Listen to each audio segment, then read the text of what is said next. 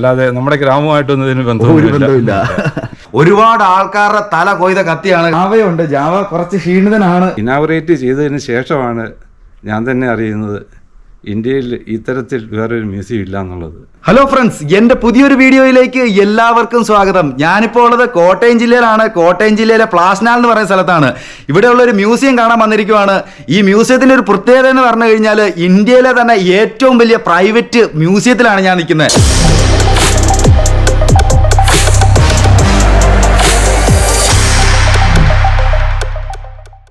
മ്യൂസിയത്തിന്റെ തൊട്ടടുത്ത് എത്തിയിട്ടുണ്ട്. കയറി വരുന്നിടത്ത് ഇവിടെ ഒരു ബോർഡൊക്കെ കാണാം, gramophone museum, free entry on all Sundays from 2 PM to 5 PM. അങ്ങനെ നമുക്ക് അങ്ങനെ ഒരു ബോർഡൊക്കെ കാണാം. ആ ബോർഡിന്റെ ഓപ്പോസിറ്റ് ആണ് ഇങ്ങോട്ട് കയറി പോകാനുള്ള വഴി. അപ്പൊ ഈ വഴി നമ്മൾ കയറി പോയി കഴിഞ്ഞു കഴിഞ്ഞാൽ നമുക്ക് മ്യൂസിയത്തിലേക്ക് എത്തിപ്പെടാവുന്നതാണ്. മ്യൂസിയത്തിലേക്ക് നമ്മൾ എത്തിയിട്ടുണ്ട്. മ്യൂസിയത്തിലേക്ക് എത്തിച്ചേരുമ്പോൾ തന്നെ നമുക്ക് ഇവിടെ ഒരു ബോർഡൊക്കെ കാണാം. അതിലൂടെ ഓഫീസും കാര്യങ്ങളൊക്കെ ഉണ്ട് ഇവിടെ. അപ്പോൾ ഇവിടെ ഫ്രണ്ടിൽ ഡിസ്കാൻ മെഷീൻ സണ്ണീസ് ഗ്രാമഫോൺ മ്യൂസിയം എന്നുള്ള ബോർഡൊക്കെ ഉണ്ട്. നമ്മൾ മ്യൂസിയത്തിന്റെ ഫ്രണ്ടിലേക്ക് എത്തിയിട്ടുണ്ട്. നമ്മൾ ദാണ്ട് വണ്ടിയൊക്കെ പാർക്ക് ചെയ്തു. വീടിനോട് ചേർന്നാണ് മ്യൂസിയം. അപ്പോൾ നമുക്ക് വീട് ഇങ്ങനെ നല്ല രീതിയിൽ വീടൊക്കെ അറേഞ്ച് ചെയ്തിട്ടുണ്ട്. അപ്പോൾ അതിൻ്റെ ഒരു സൈഡിലായിട്ട് തന്നെ മ്യൂസിയം നമുക്ക് കാണാം. അപ്പോൾ നമ്മൾ ഇവിടുന്ന് മ്യൂസിയത്തിലേക്ക് കയറുവാണ്.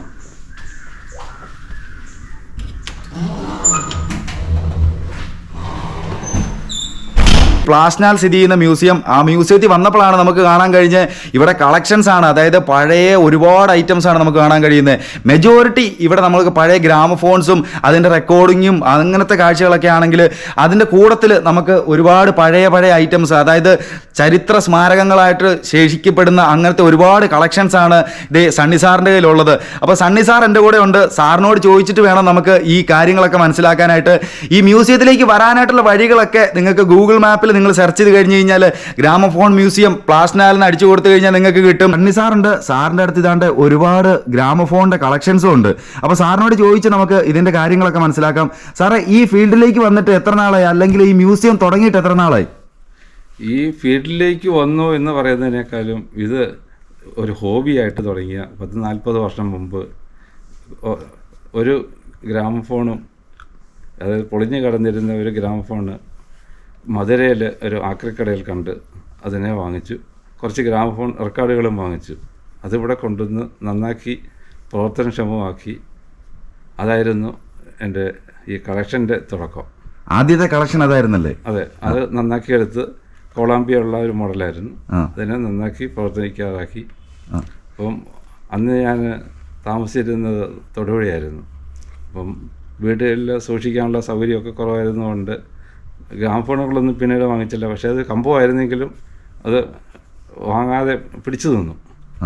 റെക്കോർഡുകൾ കുറച്ച് വാങ്ങിച്ചുകൊണ്ടിരുന്നു. പിന്നീട് ഈ വീട് ഇവിടെ 30 വർഷം മുമ്പ് ഉണ്ടാക്കി കഴിഞ്ഞിട്ടാണ് എനിക്ക് ഗ്രാമഫോണുകളും റെക്കോർഡുകളും ഒക്കെ കാര്യമായിട്ട് വാങ്ങിച്ചാൽ കൊണ്ടുവന്ന് വയ്ക്കാനുള്ള സ്ഥലം ഉണ്ടായത്. പക്ഷേ ഒരു 2000 ആയപ്പോഴത്തേക്കും എനിക്കിവിടെ താമസിക്കാനുള്ള സ്ഥലമില്ലാതായി. കാരണം കട്ടിലിൻ്റെ കീഴിലും മേശക്കടിയിലും എല്ലാം ഗ്രാമഫോണുകളും റെക്കോർഡുകളും കൊണ്ട് നിറഞ്ഞു. അങ്ങനെ വന്നു കഴിഞ്ഞപ്പം വീട് ഒന്നുകൂടെ വിപുലീകരിച്ചിട്ടും 2012 ഞാൻ ജോലിയിൽ നിന്നൊക്കെ വിരമിച്ചപ്പോഴത്തേക്കും പഴയ 2000-ലെ അവസ്ഥ തന്നെയായിരുന്നു. അന്നാണ് ഇതിന് ഒരു വീടുണ്ടാക്കി സംരക്ഷിക്കണം എന്നുള്ളൊരു തോന്നൽ വന്നത്. അതുമാത്രമല്ല, 2012 കോഴിക്കോട് എൻ്റെ ഒരു സുഹൃത്തിൻ്റെ നിർദ്ദേശപ്രകാരം ഒരു exhibition cum seminar programme Kozhikode വെച്ച് നടത്തി. അതിലെ ആൾക്കാർ ഇടിച്ചു കയറുകയായിരുന്നു കാണാനായിട്ട്. അവരുടെ ആ ആവേശമൊക്കെ കണ്ടു കഴിഞ്ഞപ്പോൾ തോന്നി, ഇത് പൊതുജനങ്ങൾക്ക് കാണാൻ പരുവത്തിന് ഇതെൻ്റെ ഒരു സ്വകാര്യ സമ്പാദ്യമല്ല, ഇത് പൊതുജനങ്ങൾക്ക് കാണേണ്ടതായിട്ടുള്ള ഒരു വസ്തുവാണെന്നുള്ള ഒരു അവബോധം എനിക്കുണ്ടാകുന്നത്. അതിന് എന്നെ സഹായിച്ചത്, ഞങ്ങൾക്കൊരു സൊസൈറ്റി ഉണ്ട്, society of Indian record collectors. അതിൻ്റെ സ്ഥാപക സെക്രട്ടറി എൻ്റെ ഒപ്പം കഴിഞ്ഞ ഒരു 20-30 വർഷത്തോളമായിട്ടുണ്ട്. അദ്ദേഹം എൻ്റെ അടുത്ത് പറഞ്ഞ്, നമുക്കൊരു മ്യൂസിയം ഒന്നുകിലതൊരു ട്രാവലിംഗ് മ്യൂസിയം ആക്കിയാലോ, അപ്പോൾ സ്കൂളുകളിലും ഒക്കെ കൊണ്ടുവന്ന് കാണിക്കാം. അപ്പം കോഴിക്കോട് വെച്ചുള്ള എക്സിബിഷനാണ് പുള്ളി ആ നിർദ്ദേശം പറയാനായിട്ട് കാരണമാക്കിയത്. പക്ഷേ കോഴിക്കോടിനുള്ള സാധനങ്ങൾ കൊണ്ടുപോയതിൻ്റെ ചിലവും വന്ന നഷ്ടങ്ങളും, അതായത് ബ്രേക്കേജും വളരെ പ്രഷ്യസ് ആയിട്ടുള്ള പല ആർട്ടിക്കിൾസിനും ഡാമേജ് വന്നു. അതൊക്കെ കൊണ്ട് മേലാൽ ഇവിടെ നിന്ന് ഇത് പുറത്തോട്ടിനി ഇറക്കുന്നില്ല, ഇതിനൊരു വീട് തന്നെ പണിയുക എന്നുള്ള ഉദ്ദേശമാണ്. അങ്ങനെ 2013 ജനുവരിയിൽ മ്യൂസിയത്തെ പറ്റിയുള്ള പണി ആരംഭിച്ചു. 2015 ജനുവരി 25 ഇത് പൊതുജനങ്ങൾക്ക് തുറന്നു കൊടുക്കാനായി. ഇത് ഇനാഗുറേറ്റ് ചെയ്തതിന് ശേഷമാണ് ഞാൻ തന്നെ അറിയുന്നത് ഇന്ത്യയിൽ ഇത്തരത്തിൽ വേറൊരു മ്യൂസിയം ഇല്ല എന്നുള്ളത്. വരാനായിട്ടുള്ള വഴികൾ നിങ്ങൾക്ക് ഗൂഗിളിലൊക്കെ സെർച്ച് ചെയ്ത് കഴിഞ്ഞാൽ കിട്ടും. ഡിസ്ക് ആൻഡ് മെഷീൻസ് മ്യൂസിയം എന്ന് കൊടുക്കുമ്പോൾ തന്നെ നമുക്ക് ഈ ലൊക്കേഷനുകളൊക്കെ നമുക്ക് കറക്റ്റായിട്ട് വരുന്നതാണ്. അപ്പോൾ ഇത് വരാനായിട്ട് നിങ്ങൾ ഒന്നും നോക്കേണ്ട ആവശ്യമില്ല. ഗൂഗിൾ മാപ്പിൽ സെർച്ച് ചെയ്യുക ഡിസ്ക് ആൻഡ് മെഷീൻസ്, അപ്പോഴത്തേക്ക് നിങ്ങൾക്ക് ലൊക്കേഷൻ കിട്ടും. ഇവിടെ വന്നു കഴിഞ്ഞ് കഴിഞ്ഞാൽ സണ്ണി സാറുണ്ട്. സാറിൻ്റെ അടുത്ത് നിങ്ങൾക്ക് ചോദിച്ച് ഇതിൻ്റെ കാര്യങ്ങളൊക്കെ മനസ്സിലാക്കാവുന്നതാണ്. സാറിനോട് ചോദിച്ചു കഴിഞ്ഞാൽ സാർ ഇതിനെപ്പറ്റിയുള്ള എല്ലാ കാര്യങ്ങളും പറഞ്ഞു തരും. കാരണം നമുക്ക് ഇതിനെപ്പറ്റി എനിക്കൊരു ഐഡിയ ഇല്ലായിരുന്നു. ഇവിടെ വന്നു കഴിഞ്ഞപ്പം സാറിനോട് ചോദിച്ച് നമ്മൾ ഇവിടുത്തെ കാര്യങ്ങളൊക്കെ മനസ്സിലാക്കിയപ്പോഴാണ് നമുക്കൊരു ഐഡിയ കിട്ടിയത് എന്താണ് ഈ മ്യൂസിയത്തിന്റെ പ്രത്യേകത, അല്ലെങ്കിൽ എന്തൊക്കെ ഉണ്ട് ഇവിടെ. അപ്പോൾ എന്തായാലും ഇന്നത്തെ വീഡിയോയിൽ നിങ്ങൾക്ക് ഈ മ്യൂസിയത്തിന്റെ കാഴ്ചകൾ മുഴുവനാണ് ഞാൻ കാണിക്കാൻ ഉദ്ദേശിച്ചിരിക്കുന്നത്.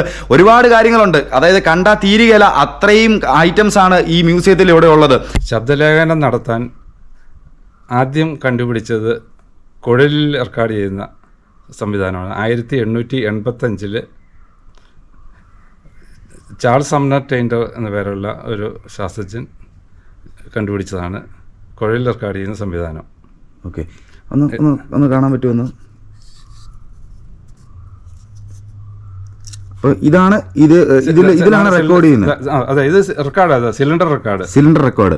ഇത് 1887 എമിൽ ബെർലിനർ എന്ന പേരുള്ള ഒരു ശാസ്ത്രജ്ഞൻ കണ്ടുപിടിച്ചതാണ് ഇത് ഗ്രാമഫോൺ റെക്കോർഡ്. ഓക്കെ, ഈ രണ്ട് റെക്കോർഡിനും എന്തോരം പഴക്കമുണ്ട്? ഇത് ഏത് വർഷത്തെയാണ് ഈ റെക്കോർഡ് ഇപ്പം കയ്യിലിരിക്കുന്നത്? ഇതിപ്പോൾ എൻ്റെ കയ്യിലിരിക്കുന്ന റെക്കോർഡ് ഇതിപ്പോൾ ഒരു 1910 അടുത്തുള്ള 1905 10 ഇടയ്ക്കുള്ള കാലത്തെ റെക്കോർഡാണ്. പക്ഷേ ഇത് 1885 ആരംഭിച്ചെങ്കിലും 1915 കൊണ്ട് നിന്നുപോയി. കാരണം അത് മുന്നോട്ട് പോയില്ല. ഓക്കെ, അത് കഴിഞ്ഞിട്ടായിരിക്കുമല്ലോ ഇത് വന്നത്? അല്ല, ഇത് കഴിഞ്ഞിട്ട് ഇത് രണ്ടും തമ്മിൽ 2 വർഷത്തെ വ്യത്യാസമേ ഉള്ളൂ.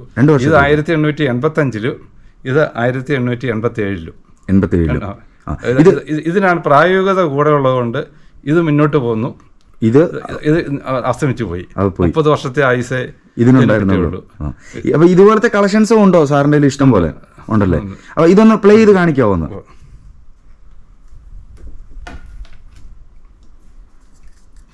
ഇതതിൻ്റെ പ്ലെയർ. ഇത് 1905 എഡിസന്റെ കമ്പനി ഉണ്ടാക്കിയ ഫോണോഗ്രാഫ്.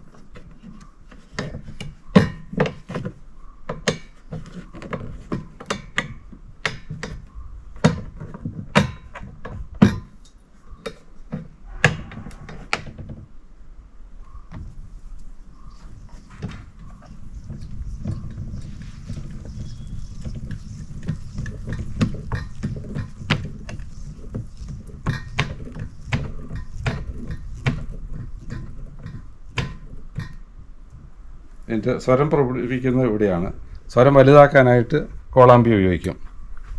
കൂടുതൽ സ്വരം കിട്ടണമെങ്കിൽ വലിയ കോളാമ്പി ഉപയോഗിക്കണം. ഇതിപ്പോൾ നമ്മൾ ചെറിയ കോളാമ്പിയാണല്ലോ ഉപയോഗിക്കുന്നത്. അതെ.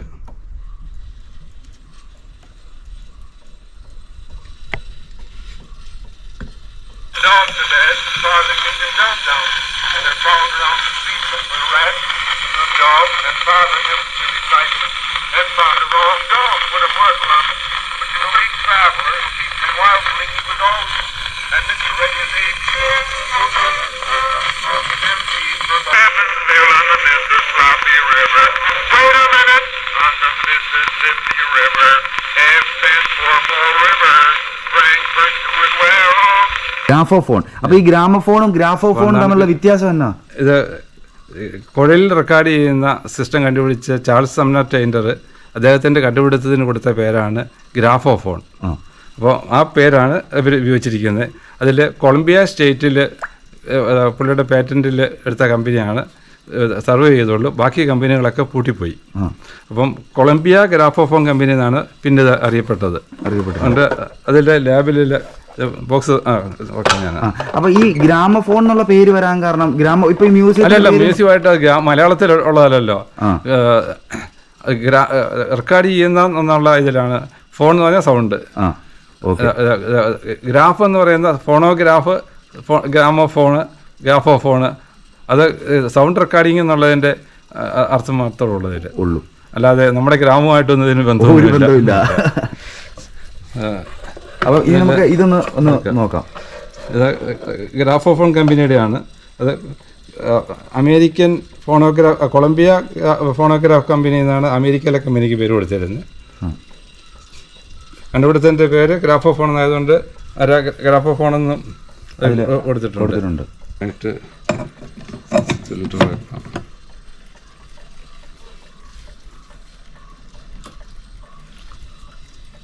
ഇതതിൻ്റെ റിപ്രൊഡ്യൂസർ ഉപയോഗിക്കും. ഇതെന്തിനായിരിക്കും ഈ ഒരു ഇതാണ് സൗണ്ട് കേൾപ്പിക്കുന്നത് വരുന്നതല്ലേ? ഇവിടെ സിലിണ്ടർ കയറ്റി ഇടും, സിലിണ്ടർ എന്നിട്ട് പ്ലേ ചെയ്യുന്നത്. ഓക്കെ, ചാവി കൊടുക്കുന്നത് ഇവിടെ.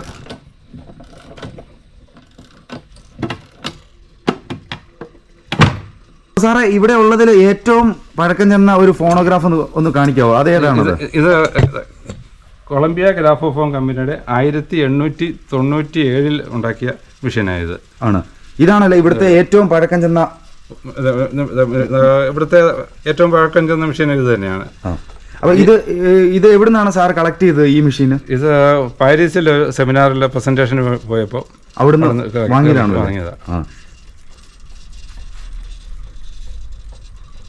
മ്യൂസിയത്തിന്റെ ഒരു സൈഡിലേക്ക് വന്നു കഴിഞ്ഞപ്പോൾ നമുക്ക് വലിയൊരു ഇത് ഗ്രാമഫോൺ കാണാൻ കഴിഞ്ഞു. അപ്പൊ ഇതിനെ പറ്റി ഒന്ന് പറയാമോ? ഇതും നമ്മൾ ആദ്യം കണ്ടത് ഒരു ചെറുതാണ്, പക്ഷെ അല്ല, രണ്ടും ടെക്നോളജിയാണ്. അതിൽ റെക്കോർഡിൽ വെർട്ടിക്കലായിട്ടാണ് റെക്കോർഡ് ചെയ്തിരിക്കുന്നത്. വെർട്ടിക്കൽ എന്ന് പറഞ്ഞാൽ സൗണ്ട് വേവ്സ് ആയിട്ട് വരുന്നത്, അതിന് വെർട്ടിക്കലായിട്ടാണ് ആ സിലിണ്ടർ റെക്കോർഡ് ചെയ്തിരിക്കുന്നത്. ഈ ഗ്രാമഫോണിൽ ചെയ്തിരിക്കുന്നത് ലാറ്ററലായിട്ടാണ്. അപ്പൊ അതാണ് ഇത് രണ്ടും തമ്മിലുള്ള വ്യത്യാസം. മെയിൻ വ്യത്യാസം ഇത് ഡിസ്കയിലാണ്, ഇത് മറ്റേത് കുഴലിലാണ്. അപ്പൊ ഇത് ഒന്ന് ഫോറിനും എന്ന് പറയാനാവില്ല. ഇത് രണ്ടും കണ്ടുപിടിച്ചത് USA തന്നെയാണ് കണ്ടുപിടുത്തം വന്നത്. സിലിണ്ടർ 1885 കണ്ടുപിടിച്ചു, ഇത് 1887 കണ്ടുപിടിച്ചു. അപ്പോൾ ഏതാണ്ട് പാരലായിട്ട് ഡെവലപ്പ് ചെയ്തതാണ്. സിലിണ്ടർ പെട്ടെന്ന് നിന്നുപോയി, ഇവനിപ്പോഴും ഉണ്ടെന്നുള്ളത്. 1954 ബർട്ട് ഷെപ്പേർഡ് എന്ന പേരുള്ള ഒരു ഇംഗ്ലീഷുകാരൻ റെക്കോർഡ് ചെയ്തതാണ് ലാഫിംഗ് സോങ് എന്ന പേരുള്ള റെക്കോർഡ്. അതിൻ്റെ ഒറിജിനൽ റെക്കോർഡിങ് ഒരു അമേരിക്കക്കാരൻ 1890 കാലഘട്ടത്തിൽ ചെയ്തതുണ്ടായിരുന്നു. പക്ഷേ അതിൽ നിന്ന് കുറച്ചുകൂടെ വ്യത്യസ്തമായിട്ട് ലാഫിംഗ് സോങ് എന്നുള്ള പേരിൽ തന്നെ ബർട്ട് ഷെപ്പേർഡ് റെക്കോർഡ് ചെയ്തതാണിത്.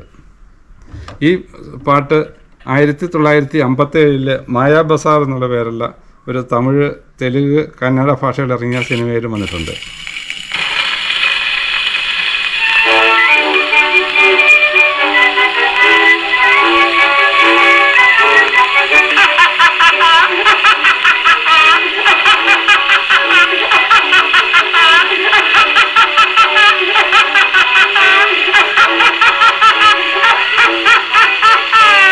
പല നാടുകളിൽ നിന്ന് കൊണ്ടുവന്ന ഗ്രാമഫോണുകളിൽ നിന്ന് ഇതിനകത്തൊക്കെ നമുക്ക് ഈ റെക്കോർഡുകളൊക്കെ പ്ലേ ചെയ്ത് നമ്മളെ കേൾപ്പിക്കുന്നതാണ്. അപ്പോൾ അങ്ങനെ കേട്ട് നമുക്ക് ഒരുപാട് പഴയ സോങ്സുകളൊക്കെ ഇവിടെ വന്നു കഴിഞ്ഞാൽ ആസ്വദിക്കാവുന്നതാണ്. അപ്പോൾ വൻ കളക്ഷൻസ് ആണ്. അപ്പോൾ ഇതിൻ്റെ ചുറ്റും നമ്മൾ ഈ മ്യൂസിയത്തിൻ്റെ ചുറ്റും നമുക്ക് കാണാൻ കഴിയും, ഇവിടെ മൊത്തം കളക്ഷൻസ് ആണ്. അപ്പോൾ ഇതിൽ ഇൻട്രസ്റ്റിംഗ് ആയിട്ടുള്ള ആൾക്കാരൊക്കെ ഇവിടെ വന്നു കഴിഞ്ഞ് കഴിഞ്ഞാൽ നിങ്ങൾക്ക് നല്ലൊരു എക്സ്പീരിയൻസ് ആയിരിക്കും. കാരണം ആ പഴയ സൗണ്ട് നമുക്ക് കേൾക്കുന്നത് തന്നെ ഒരു കുളിർമയുള്ളൊരു അനുഭവമാണ് നമുക്ക് കിട്ടുന്നത്. അപ്പോൾ എന്തായാലും എനിക്ക് ഭയങ്കര ഇഷ്ടപ്പെട്ടു. കാരണം ഇങ്ങനെ ആ ഒരു പഴയ സൗണ്ട് നമ്മൾ ചെറുപ്പകാലത്തിലൊക്കെ ഉണ്ടായിരുന്ന, അപ്പം നമ്മൾ പണ്ട് ദൂരദർശനിലൊക്കെ കേൾക്കുന്ന ആ പാട്ടുകൾ അതിൻ്റെ ഒറിജിനൽ രീതിയിൽ നമുക്ക് ഇവിടെ ഈ ഗ്രാമഫോണുകളിൽ നമുക്ക് പ്ലേ ചെയ്ത് കേൾക്കാവുന്നതാണ്.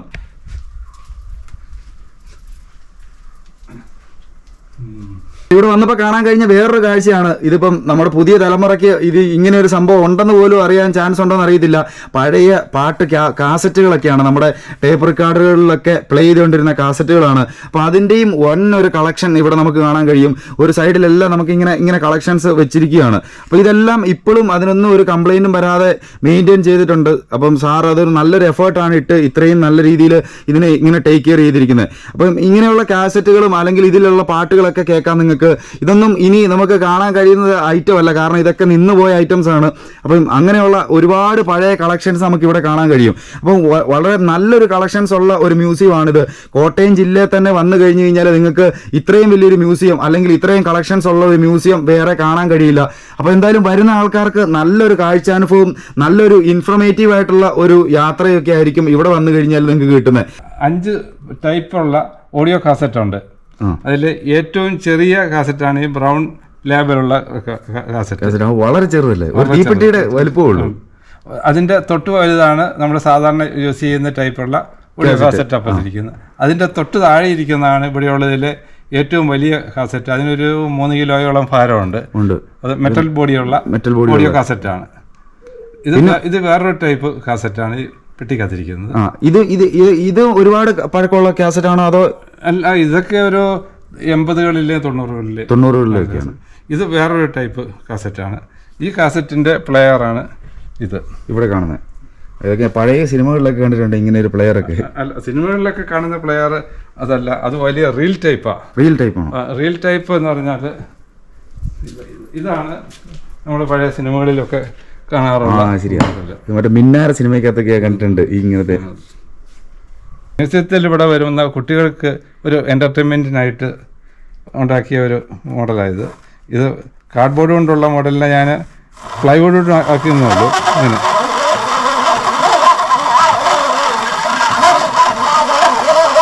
അങ്ങനെ ട്രൈ ചെയ്ത് നോക്കാൻ പോവാണ്. നമുക്കിതാണ്ട് ഇത് പ്ലേ ചെയ്യാനുള്ള നീഡിലൊക്കെ നമ്മുടെ കയ്യിലുണ്ട്. അപ്പോൾ ഇത് വെച്ചിട്ട് ഞാനൊന്ന് പ്ലേ ചെയ്ത് നോക്കുവാണ്.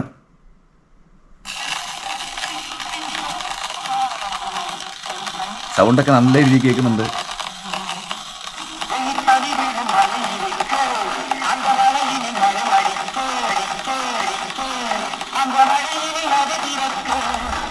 ആഹാ, അപ്പോൾ നമുക്ക് ആ പാട്ട് പ്ലേ ചെയ്യുന്ന ആ ഡിസ്കിൻ്റെ ആ ഓരോ ഇതും ലൈന് വരെ നമുക്ക് ഫീൽ ചെയ്യും നമ്മുടെ കയ്യിൽ. അപ്പോൾ എന്തായാലും ഇവിടെ വരുന്ന ആൾക്കാർക്ക് നല്ലൊരു എക്സ്പീരിയൻസ് ആണ് കിട്ടുന്നത്. കാരണം ഇങ്ങനെ നമുക്ക് സ്വന്തമായിട്ട് പാട്ടൊക്കെ പ്ലേ ചെയ്ത് ആസ്വദിക്കാവുന്നതാണ് ഇവിടെ വന്നു കഴിഞ്ഞാൽ. ഇവിടെ മുകളിൽ കുറേ ആൻറ്റീക്ക് ഐറ്റംസ് ഇനി മുകളിലും ഉണ്ട്. അപ്പോൾ നമ്മൾ അടുത്ത ഫ്ലോറിലേക്ക് പോവുകയാണ്. അടുത്ത ഫ്ലോറിലെ കാഴ്ചകളാണ് ഇനി നമുക്ക് കാണാൻ പോകുന്നത്. അവിടെ ഒരുപാട് വെറൈറ്റികളുണ്ട്. അപ്പം സാറ് നമ്മളോട് പറഞ്ഞാൽ അടുത്ത മുകളിൽ ഇനി കാഴ്ചകളൊക്കെ കാണാം, അങ്ങോട്ട് പോകാമെന്ന് പറഞ്ഞാൽ സാറ് ഫ്രണ്ടിലുണ്ട്. അപ്പോൾ നമ്മൾ അതിൻ്റെ മുകളിലേക്ക് പോവുകയാണ്.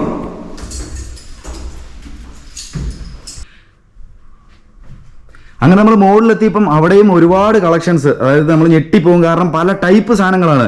താഴെ നമ്മൾ നോക്കിയപ്പോഴത്തേക്കും ഗ്രാമഫോണും അല്ലെങ്കിൽ അങ്ങനെയുള്ള റെക്കോർഡിങ്ങും കാര്യങ്ങളൊക്കെ ആണെങ്കിൽ, ഇവിടെ നമ്മുടെ മുകളിൽ നമ്മൾ കയറി വരുമ്പോഴത്തേക്കും നമുക്ക് പഴയ ടൈപ്പ് റൈറ്ററുകൾ അങ്ങനത്തെ അല്ലെങ്കിൽ പഴയ തയ്യൽ മെഷീനുകളൊക്കെ പല വെറൈറ്റികൾ, പല കാലഘട്ടത്തിലെ തയ്യൽ മെഷീനുകൾ, അങ്ങനെ ഒരുപാട് വെറൈറ്റി കാഴ്ചകളാണ് നമുക്ക് കാണാൻ കഴിയുന്നത്. അപ്പോൾ ഇതെല്ലാം കൂടെ കണ്ടു തീർക്കണ തന്നെ ഒരു ദിവസം പോരാതെ വരും. കാരണം അത്രയും കാര്യങ്ങളുണ്ട്. കാരണം നമുക്ക് എന്ത് കണ്ടാലും നമുക്കത് എന്താണെന്ന് കൗതുകം തോന്നുന്ന അത്രയും പഴക്കം ചെന്ന സാധനങ്ങളാണ് നമുക്ക് ഇവിടെ കാണാൻ കഴിയുന്നത്. അപ്പം ഇവിടെ വന്നു കഴിഞ്ഞാൽ നമ്മൾ ഓരോ സാധനം എന്താണെന്ന് മനസ്സിലാക്കണമെങ്കിൽ സാറിനോട് ചോദിച്ച് മനസ്സിലാക്കണം. കാരണം അതിന് സമയമെടുക്കും. അപ്പം നിങ്ങൾ വരുന്ന ആൾക്കാർ നല്ല സമയമെടുത്ത് കാണാനായിട്ട് സമയമുള്ള ആൾക്കാർ വരിക. കാരണം പെട്ടെന്ന് വന്ന് ഓടിപ്പിടിച്ചത് കണ്ടുപോകാനൊന്നും പറ്റിയില്ല. കാരണം അത്രയും സാധനങ്ങളാണ് നമുക്ക് ഇവിടെ കാണാൻ കഴിയുന്നത്.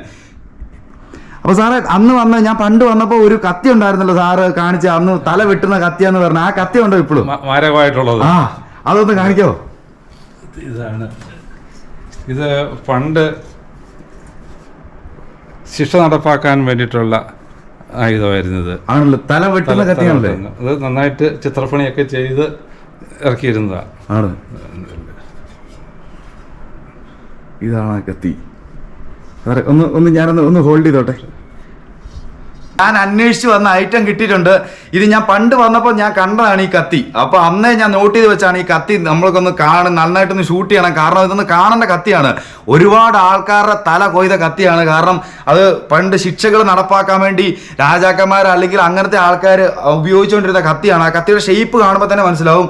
നല്ലൊരു പിടിയൊക്കെയാണ്. നമുക്കത് പിടിക്കുമ്പോൾ തന്നെ ആ ഒരു ഫീലിംഗ് നമുക്ക് കിട്ടും. അപ്പോൾ അത്രയും വലിയൊരു കത്തിയും ഇവിടെ ഉണ്ട്. അപ്പോൾ ഇങ്ങനെ ഒരു കാഴ്ച എന്ന് പറഞ്ഞു കഴിഞ്ഞാൽ നമുക്ക് ആ കത്തി പിടിക്കുമ്പോൾ തന്നെ ഫീൽ ചെയ്യും എത്ര ആൾക്കാർ ഇതിന്റെ ഫ്രണ്ടിൽ പേടിച്ച് വരച്ച് നിന്നിട്ട് കാണും. അങ്ങനെ ഒരു കത്തിയാണ് എൻ്റെ കയ്യിലിരിക്കുന്നത്. ഇത് ഇടിവെട്ട് കത്തി. സൈഡിൽ നമുക്ക് ഒരുപാട് പഴയ ക്ലോക്കുകളൊക്കെ നമുക്ക് ഇവിടെ ഇങ്ങനെ കാണാൻ കഴിയും. ഒരുപാടെണ്ണം ഉണ്ട്. അപ്പം ഇങ്ങനെ നിരത്തി വെച്ചിരിക്കുകയാണ് ഈ ക്ലോക്കുകളൊക്കെ. പിന്നെ പഴയ ഗിറ്റാറുകൾ അല്ലെങ്കിൽ പണ്ട് ഉപയോഗിച്ചുകൊണ്ടിരുന്ന മ്യൂസിക് ഐറ്റംസ്, അങ്ങനെ ഒരുപാട് പല പല വെറൈറ്റി സാധനങ്ങൾ നമുക്ക് ഇവിടെ കാണാൻ കഴിയും. പഴയ റാന്തൽ വിളക്കുകളൊക്കെ ഒരു സൈഡിൽ ഇങ്ങനെ അടുക്കി വെച്ചിട്ടുണ്ട്. പിന്നെ പഴയ വീടുകളിലൊക്കെ, പണ്ടത്തെ വീടുകളിലൊക്കെ ഉപയോഗിച്ചുകൊണ്ടിരുന്ന ഐറ്റംസ്, വെയിറ്റ് തൂക്കാനുള്ള ഐറ്റംസ്, പിന്നെ ഇതാണ്ട് ത്രാസുകൾ, അങ്ങനത്തെ ഒരുപാട് കാഴ്ചകളാണ് നമുക്ക് ഇവിടെ കാണാൻ കഴിയുന്നത്. അപ്പം ഇതും കൂടാതെ ഇനി വേറെ വണ്ടികളുടെ ഒരു കളക്ഷൻ തന്നെ സാറിൻ്റെ ഉണ്ട്. സാറെ വണ്ടികളുടെ കളക്ഷൻ ഇപ്പോഴും ഉണ്ടല്ലേ?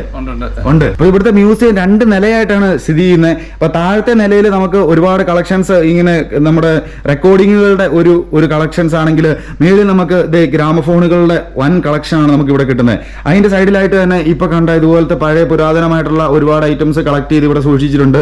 അപ്പം ഒരുപാട് സാധനങ്ങളാണ് നമുക്ക് ഇവിടെ വന്നു കഴിഞ്ഞു കഴിഞ്ഞാൽ നമ്മൾ കണ്ടു തീരുകയില്ല, അത്രയും ഐറ്റംസ് ആണ് ഇവിടെ സൂക്ഷിച്ചു വെച്ചിരിക്കുന്നത്. അപ്പൊ എന്തായാലും ഈ വളരെ എഫേർട്ട് ഇട്ട് ഇതൊക്കെ കളക്ട് ചെയ്ത സാറിന് എന്തായാലും വളരെ നല്ലൊരു അഭിനന്ദനം അറിയിക്കേണ്ടത് തന്നെയാണ്. കാരണം ഇത്രയും ഒരു സംഭവം കളക്ട് ചെയ്യുക എന്ന് പറഞ്ഞു കഴിഞ്ഞാൽ അതൊരു വലിയൊരു അച്ചീവ്മെന്റ് തന്നെയാണ്. മ്യൂസിയത്തിന്റെ മേൽവശത്ത് വന്നപ്പോഴാണ് സാർ നമ്മളെ ഒരു ഐറ്റം കാണിച്ചിരിക്കുകയാണ്. ആദ്യം കണ്ടപ്പോൾ എനിക്ക് മനസ്സിലായില്ല. ആദ്യം കണ്ടപ്പോൾ ഞാൻ ഓർത്ത് ഇതെന്തോ വെടിയുണ്ടായിരിക്കുന്ന ഓർത്ത്, പക്ഷെ അല്ല, ഇത് അതിന്റെ കാര്യങ്ങൾ സാറ് പറഞ്ഞപ്പോഴാണ് എനിക്ക് മനസ്സിലായത്. സാറ് എന്താണ് ഈ സാധനം, ഇതൊന്ന് പറയുമെന്ന് എന്താണെന്ന്? തയ്യൽ മെഷീൻ കണ്ടുപിടിച്ച കാലത്ത് ബുള്ളറ്റിന്റെ ഷേപ്പിൽ ഷട്ടിലായിട്ട് വർക്ക് ചെയ്യുന്ന ബോബിനുള്ള തയ്യൽ മെഷീനുകളാണ് ഉണ്ടായത്. അത് നെയ്ത്തുകാർ ചെയ്യുന്ന പോലെ നൂല് അങ്ങോട്ടും ഇങ്ങോട്ടും ഓടുകയാണ് ചെയ്യുന്നത്. അതുകൊണ്ട് അതിനെ ഷട്ടിൽ ടൈപ്പ് എന്ന് വിളിക്കും. ഇപ്പം അതിൻ്റെ ഷേപ്പ് ബുള്ളറ്റിൻ്റെ ആയതുകൊണ്ട് അതിനെ ബുള്ളറ്റ് ടൈപ്പ് എന്ന് വിളിക്കും. അത് മാറിയിട്ട് ഇപ്പോഴത്തെ ടൈപ്പിൽ അനങ്ങാതെ ഇരിക്കുന്ന സ്റ്റേഷനറി ആയിട്ടുള്ള ടൈപ്പ് ബോബിൻ കേസിന്റെ ഒന്ന് തിരികെ മാത്രം ചെയ്യുന്നുണ്ട്. അപ്പൊ രണ്ടും പഴയതും പുതിയതും അപ്പൊ രണ്ടും ഇത് കണ്ടു കഴിഞ്ഞാൽ നമുക്ക് വളരെ വ്യത്യാസമുണ്ട്. കാരണം ആദ്യം കണ്ടു കഴിഞ്ഞാൽ നമ്മളിത് ബുള്ളറ്റ് തന്നെ ഒന്നും പറയാനില്ല, നല്ലൊരു ബുള്ളറ്റ്, അത്ര ആ ഷേപ്പിലാണ് ഇരിക്കുന്നത്. എന്നാൽ പുതിയ ന്യൂ ജനറേഷൻ വന്നു കഴിഞ്ഞപ്പോഴത്തേക്കും ഇതിന്റെ ഷേപ്പൊക്കെ മാറി വേറെ രീതിയിലേക്ക് മാറിയിട്ടുണ്ട്. അപ്പൊ 2 ഐറ്റവും നമുക്ക് കാണുമ്പോഴാണ് ഇത് മനസ്സിലായത്. അപ്പൊ എന്തായാലും വരുന്നവർക്ക് ഇത് ചെറിയ ചെറിയ ഐറ്റംസ് ആണെങ്കിലും ഇതിന്റെ ഉപയോഗവും അല്ലെങ്കിൽ ഇതിന്റെ പഴക്കവും ഒക്കെ മനസ്സിലാക്കാൻ പറ്റുന്നതാണ്. ഇത് 1940 സിംഗറിന്റെ മെഷീനാണ്. ഇതിൽ ബോബിൻ പുതിയ ടൈപ്പ് വന്നു, പക്ഷേ ബോബിൻ കേസ് വന്നില്ല. അത് ഫിക്സഡ് ആയിട്ടുള്ള ബോബിൻ കേസാവുള്ളത്. അത് ബോബിൻ എടുക്കാനായിട്ട് ഇവിടെ ലിവർ വെച്ചിട്ടുണ്ട്. അത് ഞെക്കുമ്പോൾ ബോബിൻ പൊങ്ങി വരും, എടുക്കാവുന്നതാണ്. അത് 45 നമ്മുടെ ഇപ്പോഴത്തെ ടൈപ്പിലുള്ള ബോബിൻ വന്നു. ഇത് 1945 മെഷീനാണ്. 45.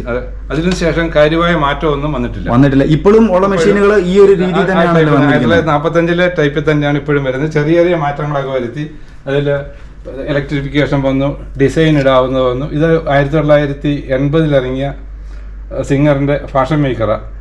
അതിൽ നിന്ന് കാര്യമായ മാറ്റമൊന്നും വന്നിട്ടില്ല. ചെറിയ ചെറിയ മാറ്റങ്ങൾ വന്നിട്ടേ ഉള്ളൂ കഴിഞ്ഞ 44 വർഷം കൊണ്ട്. ഈ സിംഗർ എന്നുള്ള കമ്പനിയാണല്ലേ ഈ പണ്ട് കാലത്തോട്ട് ഏറ്റവും ഫേമസ് ആയിട്ടുള്ള കമ്പനി സിംഗറായിരുന്നു. ഇതിൽ വേറെ പല കമ്പനികളുണ്ട്. ഇത് അമേരിക്കൻ തന്നെയുള്ള ഡൊമിനിക്ക എന്ന് പറയുന്ന കമ്പനിയാണ്. ഇവിടെ വന്നു കഴിഞ്ഞപ്പോഴത്തേക്കും നമുക്ക് കണ്ട ഒരു അറേഞ്ച്മെന്റ്സ് എന്ന് പറഞ്ഞു കഴിഞ്ഞാൽ ഇവിടെ ഒരു കാലത്തിന്റെ മുമ്പോട്ടുള്ള ഒരു പോക്കാണ് നമുക്ക് ഇവിടെ കാണാൻ കഴിയുന്നത്, അതും ഗ്രാമഫോണിന്റെ രൂപത്തിൽ. അപ്പൊ നമ്മൾ മുമ്പോട്ട് ഇങ്ങനെ ഓരോ ഷെൽഫും കഴിഞ്ഞ് ഇങ്ങനെ മുമ്പോട്ട് പോകുമ്പോൾ നമുക്ക് മനസ്സിലാവും, അതായത് ഓരോ കാലഘട്ടം കഴിഞ്ഞു പോകുന്നതാണ് നമുക്ക് കാണാൻ കഴിയുന്നത്. അപ്പൊ നമ്മളിങ്ങനെ മുമ്പോട്ട് പോയി ഏറ്റവും ഫ്രണ്ടിൽ എത്തിക്കഴിയുമ്പോഴത്തേക്കും ഏറ്റവും പുതിയ ന്യൂ ജനറേഷൻ ഗ്രാമഫോൺ നമുക്ക് കാണാൻ കഴിയും. അങ്ങനെ ഒരു രീതിയിലാണ് ഇവിടെ അറേഞ്ച് ചെയ്ത് വെച്ചിരിക്കുന്നത്. അപ്പോൾ എന്തായാലും നമുക്ക് കാഴ്ചകളിൽ കൂടെ തന്നെ നമുക്ക് പഴമയിലേക്ക് സഞ്ചരിക്കാൻ പറ്റുന്ന അല്ലെങ്കിൽ ന്യൂ ജനറേഷനിലേക്ക് സഞ്ചരിക്കാൻ പറ്റുന്ന അങ്ങനെ ഒരു അറേഞ്ച്മെന്റ്സ് ആണ് ഇവിടെ ഉള്ളത്. അപ്പോൾ എല്ലാത്തരം ഗ്രാമഫോൺസും ഏത് ക്വാളിറ്റിയിലുള്ളത്, അതിപ്പോൾ വർക്ക് ചെയ്യുന്നതും കാണും, ചിലത് വർക്ക് ചെയ്യാത്തതൊക്കെ കാണും. പക്ഷെ എന്നാലും ആ പണ്ട് കാലത്തെ തൊട്ട് ഇപ്പോഴത്തെ ഏറ്റവും പുതിയത് വരെ ഇവിടെ സൂക്ഷിച്ചു വെച്ചിട്ടുണ്ട്.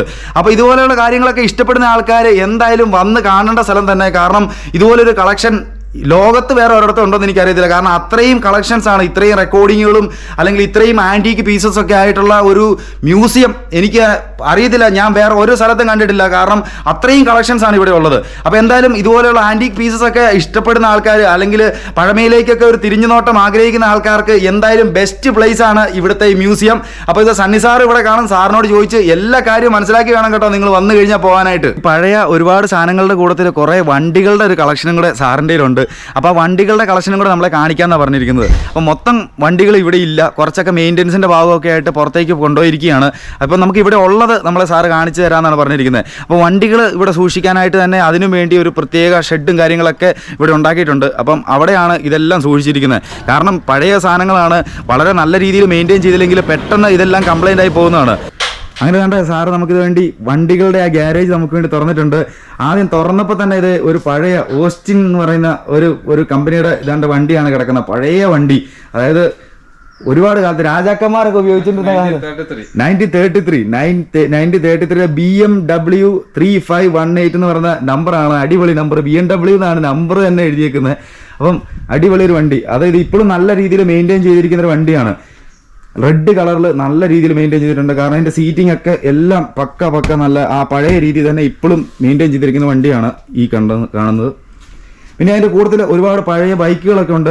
ബൈക്ക് എന്നൊക്കെ പറഞ്ഞു കഴിഞ്ഞാൽ ഇങ്ങനെ ഒരു ബൈക്ക് ഞാൻ ആദ്യമായിട്ട് കാണുമോ, കാരണം ഇത്രയും ചെറിയ ബൈക്ക്. ഇത് കുട്ടികൾക്കുള്ള ബൈക്കാണോ ഇത്? അല്ല, അല്ലാത്തവർക്ക് വർക്ക് ചെയ്യാവുന്ന 175 cc ഉള്ള രാജ്ദൂതിന്റെ GTS എന്ന് പറയുന്ന മോഡലാണ്. ബോബി സിനിമയ്ക്കകത്ത് നായികയും കൂടെ ഇതിൽ പോകുന്നതുകൊണ്ട് അതിനെ ബോബി മോഡൽ എന്ന് വിളിക്കാറുണ്ട്. വളരെ ചെറിയ മോഡൽ ഒരു വണ്ടിയാണ്. ചെറിയ ടയറൊക്കെ ആയിട്ട് നമുക്ക് വണ്ടി കാണുമ്പോൾ തന്നെ മനസ്സിലാവും. ആദ്യം ഞാൻ ഓർത്ത് കൊച്ചു കുട്ടികൾക്കാണെന്നല്ല, ഇത് വലിയ ആൾക്കാർക്ക് ഉപയോഗിക്കുന്ന അല്ലെങ്കിൽ സിനിമയിലൊക്കെ വന്നിട്ടുള്ള അങ്ങനത്തെ ഒരു മോഡൽ ഒരു ബൈക്കാണ് നമുക്ക് ഇവിടെ കാണാൻ കഴിയുന്നത്. അത് കഴിഞ്ഞിട്ട് പിന്നെയും നമുക്കൊരു പഴയ ഒരു ചേതക്ക് ഇവിടെ ഉണ്ട്. ചേതക്കും ഉണ്ട്. പിന്നെ ഇത് രാജദൂതല്ലേ, ജാവ.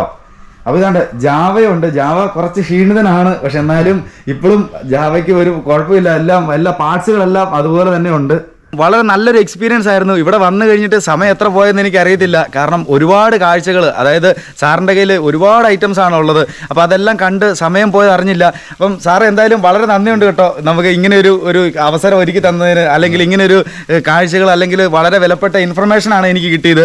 അപ്പോൾ എന്തായാലും വരുന്ന ആൾക്കാർക്ക് എന്തായാലും നല്ലൊരു ഇൻഫർമേഷൻസ് ഒക്കെ ആയിരിക്കും കിട്ടുന്നത്. അപ്പോൾ എന്തായാലും വരിക, നിങ്ങൾ സാറിനെ നേരത്തെ മുൻകൂട്ടി വിളിക്കണം, വിളിച്ച് അപ്പോയിൻമെൻറ്റ് എടുത്തിട്ട് വേണം വരാനായിട്ട്. അപ്പോൾ അങ്ങനെ വന്നു കഴിഞ്ഞാൽ എല്ലാ കാര്യങ്ങളും ഇവിടെയുള്ള ഓരോ സാധനത്തിൻ്റെ പുറകിലുള്ള ഹിസ്റ്ററിയും സാർ നിങ്ങൾക്ക് വിവരിച്ചു തരുന്നതായിരിക്കും. അപ്പോൾ എല്ലാവർക്കും വീഡിയോ കണ്ട എല്ലാവർക്കും വളരെ നന്ദി. അപ്പോൾ നിങ്ങൾ ചാനൽ സബ്സ്ക്രൈബ് ചെയ്ത് വെക്കുക, ബെല്ലൈക്കണും അമർത്തി വെക്കുക, എന്നാലേ ഉള്ളൂ ഇതുപോലുള്ള പുതിയ വീഡിയോസ് നിങ്ങൾക്ക് കിട്ടുകയുള്ളൂ. അപ്പോൾ എന്തായാലും അടുത്ത വീഡിയോ ആയിട്ട് വീണ്ടും കാണുന്നത് വരെ